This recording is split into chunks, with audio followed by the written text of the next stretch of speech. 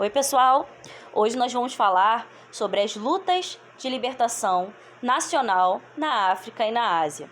As tentativas desses povos, dos povos africanos e asiáticos, de serem independentes, deixarem de ser colônia do povo europeu. Primeira coisa que a gente tem que entender, que os europeus, eles se achavam superiores a qualquer outros povos. Eles achavam que eles tinham a melhor religião, a melhor forma de viver. Eles eram mais industrializados e mais evoluídos como pessoas, tanto economicamente, politicamente, como também em todas as formas de viver. Eles se achavam muito mais evoluídos do que qualquer outros povos. Mas a gente sabe que cada povo tem a sua cultura e a sua forma de viver. O índio, por exemplo, não é um povo atrasado.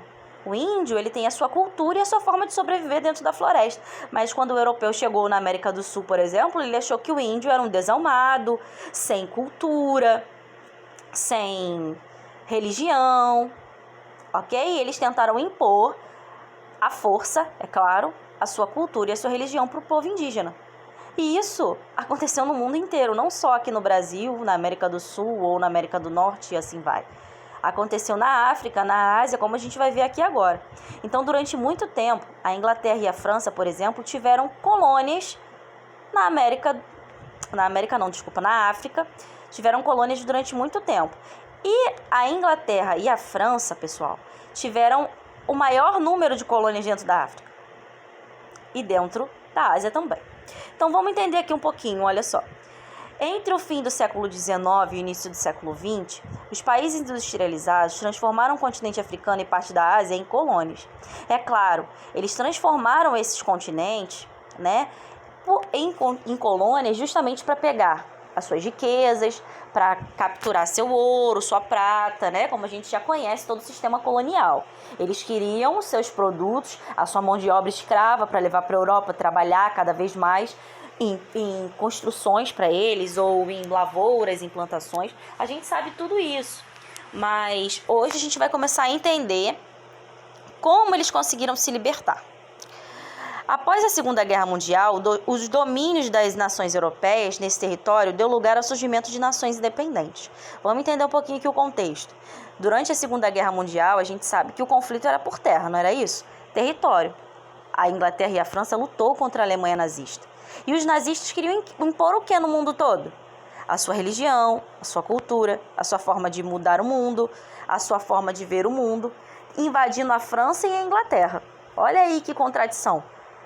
A Alemanha querendo fazer colônia na França, na Inglaterra, querendo o território deles, e eles ainda assim lutando contra a Alemanha e tendo colônia. Olha que contradição. É muito grande. Mas quando aconteceu a Segunda Guerra, após aí a Segunda Guerra, mais ou menos, essas nações que eram colônias ainda da França e da Inglaterra, por exemplo, começaram a ver uma forma de que, não, vamos ficar independentes. Não tem condições da gente continuar sendo colônia de países que hoje até está destruído aí, Ficaram arrasados aí pela Segunda Guerra, porque a França foi invadida, por exemplo, pela Alemanha nazista e estava aí querendo se reconstruir. A gente não tem como continuar sendo colônia desses países, eles pensaram. E aí começaram os movimentos. Os movimentos para quê, professora? Para serem independentes. Apesar da liberdade, eles conseguiram essa liberdade, os traumas de décadas de exposição deixaram marcas no continente, como a miséria, os conflitos étnicos e assim vai. O que acontece? Durante anos, esses países africanos e os países asiáticos foram colônias. E assim, você consegue enxergar até hoje a miséria africana. Por exemplo, a miséria na Índia, ok? E isso já acontecia muito antes deles se tornarem independentes. Você vê nitidamente a diferença racial entre os povos. Muitas das vezes, dentro desses países, quem é rico é muito rico e quem é pobre é muito miserável. Então, a gente vai ver um pouquinho dessa história aqui.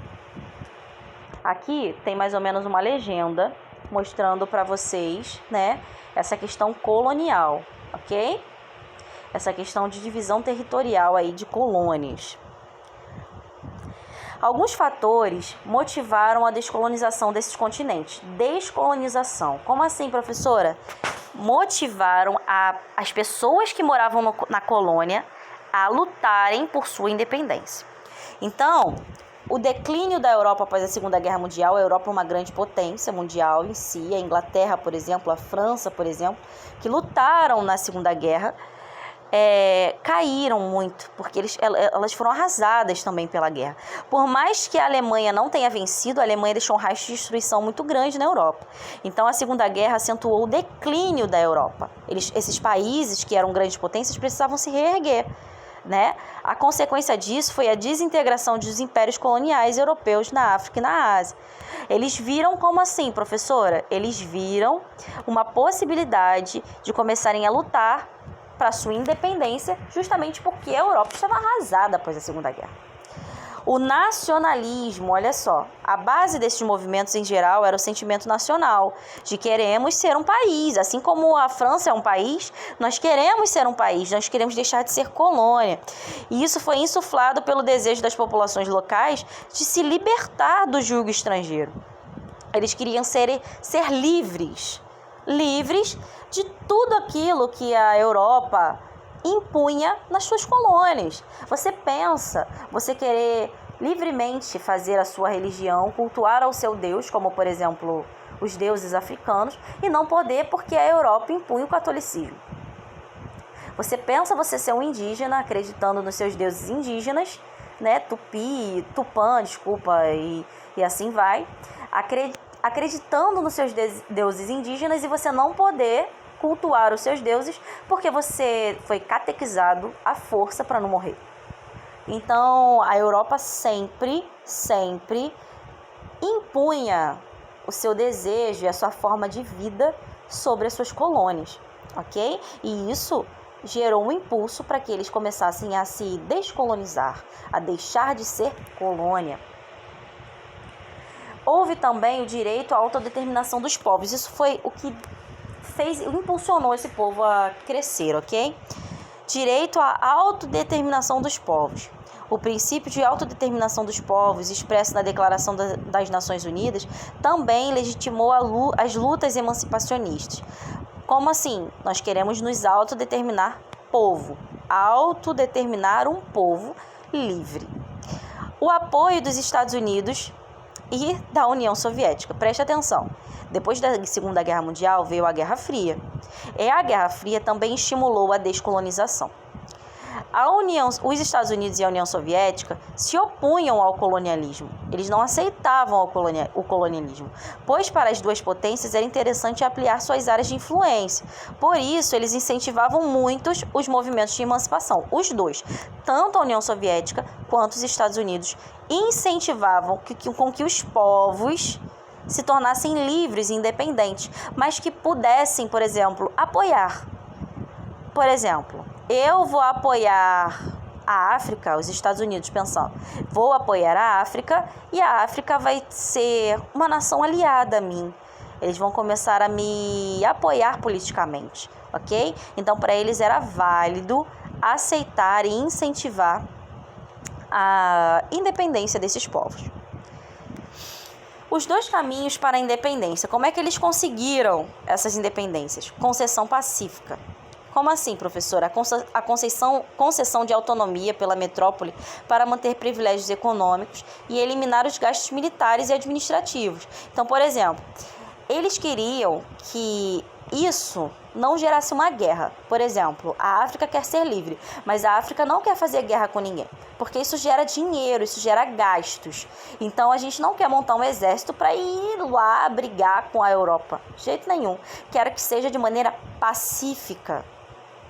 Vamos resolver isso, deixa a gente ser livre, em paz, e você vai viver a sua vida, amém. Mas nem sempre isso funcionou, né? Isso gerou uma série de conflitos, tanto na Índia, né, na Ásia, quanto na África. Eles não aceitaram, claro que não, perderam sua colônia, de jeito nenhum. Então, teve briga sim. Os europeus foram complacentes nos casos em que puderam controlar o processo de emancipação e manter os países independentes sob sua influência. Assim, foi possível preservar suas fontes de riqueza. Então, assim, gente, preste atenção. eles não foram pacíficos, os europeus. Os europeus não queriam perder suas colônias. Por quê? Porque eles queriam preservar as suas fontes de riqueza. Eles não queriam perder todo o ouro africano, toda a mão de obra indiana, né? Toda aquelas fábricas que eles faziam, os ingleses faziam na Índia e assim por diante. Eles não queriam perder mão de obra e muito menos riqueza. E dentro desse conflito todo, né, houve guerras anticoloniais. Alguns países europeus não aceitavam que os africanos fossem livres e eles resistiam ao processo da independência. O resultado disso foi algumas guerras anticolonialistas e culminando na implantação de uma sociedade socialista nas áreas coloniais. Entendam, alguns países europeus não aceitaram a independência dessas colônias e isso gerou guerras. Ok? Eles tentaram de maneira pacífica, mas não conseguiram e isso gerou algumas guerras. Em alguns casos conseguiram sim. Em algumas partes da África, por exemplo, existiram países que cederam para suas colônias a independência, mas outros não. Então teve algumas guerras também. Aqui nós temos um exemplozinho da independência da Índia. Vamos começar por ela. Depois a gente vai falar da África. Primeiro a gente começa a entender um pouquinho sobre a Índia, depois a gente vai para a África. Então vamos lá. Após a Segunda Guerra, teve início a desagregação do Império Colonial Inglês na África e na Ásia. Os ingleses tinham um império enorme dentro da Índia, dentro da Ásia, né?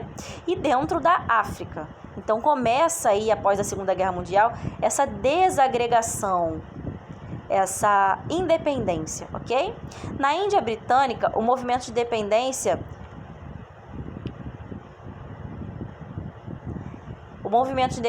era forte desde o final do século XIX. Então, no final do século XIX, eles já estavam tentando a sua independência. Como isso aconteceu? Na Índia Britânica, havia 2 grupos que lutavam pelo fim do domínio inglês. A Liga Muçulmana foi um deles, por exemplo. Foi formada para atender aos interesses dos muçulmanos, né, da Índia Britânica. Era liderada por Muhammad Ali, você já deve ter ouvido falar dele, que defendia a separação da Índia em 2 países. A Índia, de maioria hindu, que é o tradicional indiano, e o Paquistão, destinados aos muçulmanos, aqueles adoradores aí de outras religiões, o Alá, por exemplo, ok? Adoradores do Alá. Então, a Liga Muçulmana, ela queria dividir a Índia em 2 partes. O Paquistão, que hoje é um país independente, e a Índia hindu, que é a Índia que adora aí os vários deuses que a gente conhece, o Lord Ganesha e assim vai.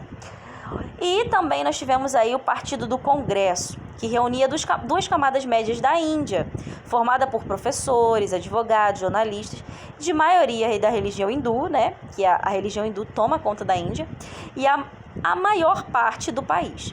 Eles estruturaram suas posições políticas com base no pensamento e nas ações do Gandhi, do famoso Gandhi, um monge aí, né? Líder dessa tentativa de ser livre, ok?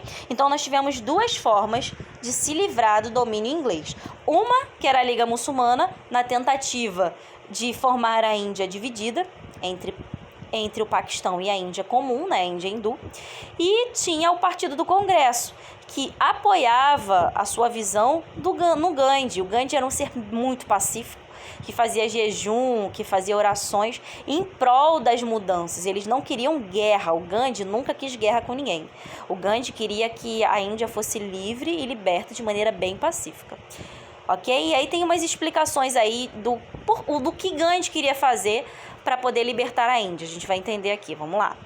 Essa daqui é a imagem do Gandhi. O Gandhi, ele tinha uma resistência pacífica. Ele não queria briga. Ele não queria guerra, justamente para não matar ninguém. Por ele ser hindu, preste atenção, o hindu, ele tem um pensamento, além dele ser vegetariano, ele não come nenhum tipo de animal, ele também ele respeita a vida. Ele não mata e não tira a vida de nenhum tipo de ser. Nem uma larva, nem uma barata, nem nada. É muito comum você entrar na Índia e ver a Índia mega podre. Certamente você já deve ter visto isso em algumas informações noticiárias, porque nos filmes não mostra a Índia podre, né? A Índia você vê rato para tudo quanto é lugar, na parte mais pobre. Até porque o rio mais famoso da Índia, né? Ai, esqueci o nome do rio agora. Pois é. O rio mais famoso da Índia, ele é um bueiro praticamente, né? O esgoto todo indiano praticamente corre naquele rio. Então, é normal você ver rato, barata, vaca andando na rua, vários tipos de animais andando na rua e eles não matam, eles não podem tirar nenhum tipo de vida, porque eles acreditam em reencarnação, né? E eles acreditam que você pode vir em forma de um animal, né? Então, eles não tiram nenhum tipo de vida. E aí o Gandhi pregava uma resistência pacífica. Vamos orar, vamos parar de consumir produtos ingleses para os ingleses deixar a gente livre, né? Ou seja, se a Inglaterra fornece produto pra gente, vamos parar de comer, vamos parar de comprar o produto inglês, parar de pagar os impostos ingleses para ver se eles não largam a mão da gente, sabe? Então eles tinham uma técnica para, de maneira pacífica, sem guerra, sem tiro, né? Sem matança, conseguir a libertação da Índia. Então vamos lá. Aqui nós temos mais ou menos um exemplo da resistência pacífica, né? A resistência pacífica, ela tinha uma estratégia. E a estratégia se baseava no boicote dos produtos britânicos e o imposto. Eu acabei de falar isso. Para de pagar o imposto, para de comprar produto britânico e automaticamente eles vão liberar a gente. Porque se a gente não está consumindo mais as coisas dele, para que eles vão ficar com a gente preso? Eles também não reagiam. Se você vier me prender, eu vou ser preso sem nenhum derramamento de sangue. E funcionou, gente. Funcionou. Esse tipo de boicote funcionou. E em 1947, a Índia conquistou a sua independência. E o que aconteceu com a Índia? A Índia, ela foi dividida em duas partes. Após a mobilização popular liderada por Gandhi, a independência foi oficializada em 1947. Mas 2 países independentes foram criados. Ao invés de uma Índia única, foram criados 2 países, como um dos povos, uma das partes queria. Por exemplo, foi formada a Índia, né, com a maior parte da população sendo hinduísta, né, onde a gente tem a divisão de castas e assim vai. A Índia tradicional que você conhece mesmo. E nós temos o Paquistão, criado para receber a população muçulmana da Índia, porque tem divisões religiosas dentro da Índia. Tem um povo que não aceita o hinduísmo, então eles foram para a parte de Paquistão, né? Na parte do Paquistão, a Índia muçulmana, ok? E aí, aqui tem mais ou menos um exemplozinho do mapa de como ficou a Índia. A Índia hinduísta, que é essa parte amarela, a Índia mesmo que você conhece, e o Paquistão, que é a parte muçulmana, ok? E aqui a gente finaliza a independência da Índia, dividindo a Índia aí em partes, mas que funcionou de maneira pacífica. O Gandhi conseguiu transmitir a sua mensagem e conseguiu a independência da Índia da Inglaterra, ok? Deixou de ser colônia da Inglaterra, beleza? Agora a gente vai entender um pouquinho sobre a África. A descolonização da África. Vamos ver como é que a África deixou de ser colônia. Entenda uma coisa. Primeira coisa que você tem que prestar atenção aqui nesse mapinha é que a África, gigantesca por sinal, ela era uma divisão de vários povos. Tá vendo aí essas divisões territoriais? Isso mesmo, cada divisão territorial tinha uma língua diferente, um dialeto diferente, uma cultura diferente, uma religião diferente. Essa questão de África ser um continente inteiro, único, isso é coisa da Europa. Se você for olhar a África antes da Europa, nós tínhamos uma divisão territorial muito maior do que essa. Porque cada povo, cada tribo tinha a sua forma de viver. Então, eles não se consideravam um país africano, uma coisa única. Eles se consideravam várias tribos. Tanto é que a própria tribo, as próprias tribos africanas vendiam outros africanos como escravo. O próprio negro escravizava outro negro. Por conta dessa briga, essas guerrinhas entre tribos, ok? Conquista de território interno. Então, o que a gente precisa entender aqui?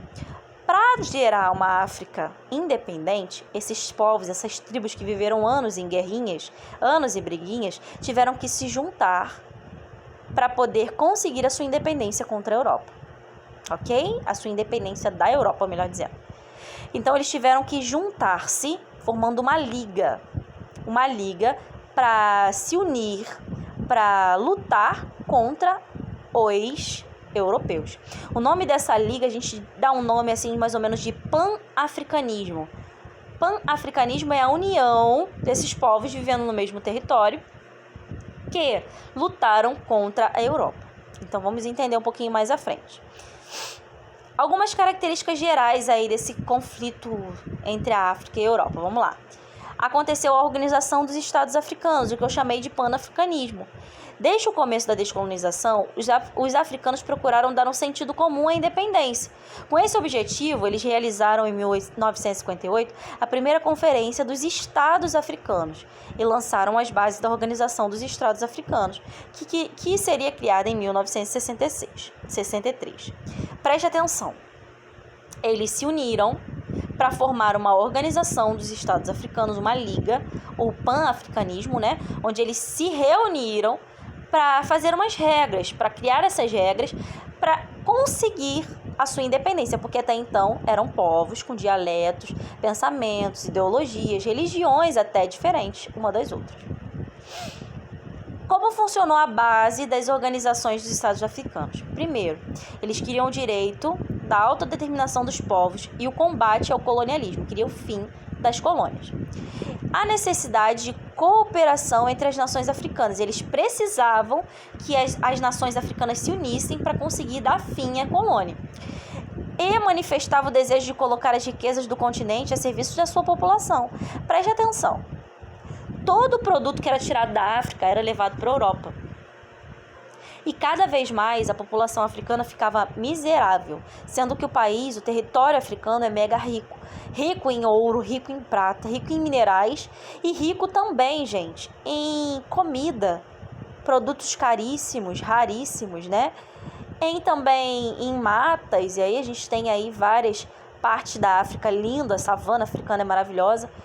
É rica demais, mas toda a riqueza produzida dentro da África vai para fora, e é para fora. Eles queriam colocar todas essas riquezas a favor da população, acabar com a miséria. Então, para isso, eles precisavam ter uma união entre os povos para que isso começasse a acontecer, e isso aconteceu. Então, vamos lá.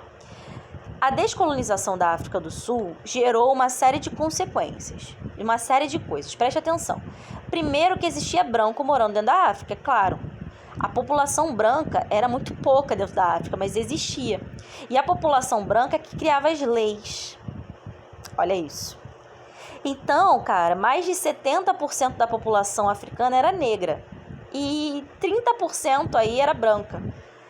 Os brancos criavam leis para dificultar a vida do africano. Eles invadiram o território, tomaram suas riquezas e criavam leis e regras para dificultar a vida de um africano. Olha isso. A África do Sul era governada pela minoria descendente do colonizador, holandeses e ingleses, por exemplo. Desde a independência de 1910, a elite impunha várias leis que garantiam seu domínio sobre a população negra. A população negra, 70% da população era negra, e ainda assim obedecia os brancos. Olha isso. É complicado, mas era real. Com isso, gente, aconteceu dentro da África uma coisa muito importante que você precisa aprender. O chamado apartheid. O que é o apartheid, professora? É um regime que passou a vigorar dentro da África negra. Os brancos se separaram do negro. Eles criaram praticamente uma cidade para ficar só negro e separar o negro do branco. A gente vai ver imagens para você entender. Dentro da África tinha separação racial, sendo que a maior parte da população era negra. Isso é surreal, mas é real, isso aconteceu, gente, isso aconteceu de verdade. Então, quais eram as leis da segregação, da separação? Segregação é a mesma coisa que separar, ok? Os negros não tinham direito à propriedade da terra, ou seja, o dono da terra não tem terra, é isso mesmo. Houve negação dos direitos civis e políticos aos negros. O dono da terra não podia participar da política e muito menos fazer votações. Olha isso. E começou a criar os bandustões para os negros, uma cidade isolada só para negro. É como se fosse, eles criaram uma favela, porque virou uma favela, né? Onde as pessoas viviam de maneira miserável, virou uma favela onde eles viviam de maneira miserável para separar os brancos dos negros. A gente vai ver isso em imagens, ó. Aqui é um exemplo clássico de bancos de praça para negros e brancos.